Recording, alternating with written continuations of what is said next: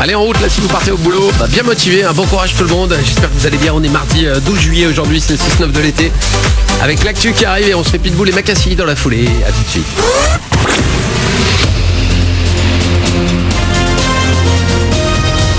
Toute l'actu sur Monaco Menton avec Frédéric Plat.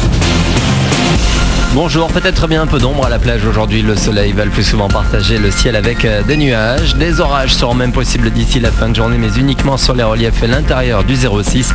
Au thermomètre, les maxi vont rester stables vers 32 degrés. C'était la météo avec votre restaurant La Trégo, les pieds dans l'eau, port de plaisance de Cap-d'Aille.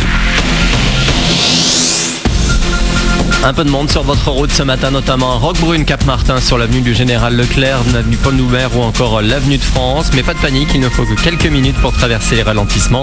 Du monde aussi, comme souvent actuellement, sur le boulevard du Jardin Exotique à Monaco et le boulevard Princesse Charlotte ou encore l'avenue du 3 septembre. On est à Cap-d'Aille et entre la Grande et Moyenne Corniche à Beau-Soleil. Dans l'actu, un record, les résultats provisoires du brevet des collèges n'avaient jamais été aussi bons.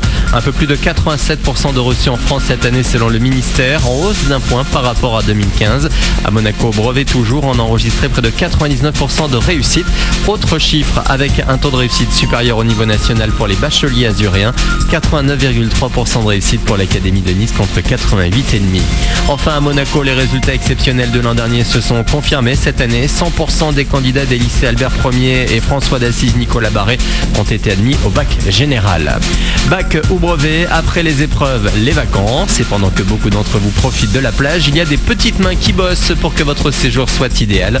C'est le cas de Johanna et Sacha. Ils s'occupent tous les deux de nettoyer les cochonneries qu'on peut laisser sur notre passage.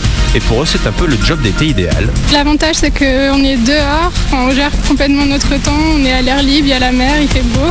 L'inconvénient, c'est qu'il fait très chaud et qu'on dégouline. On se mouille pas mal la tête.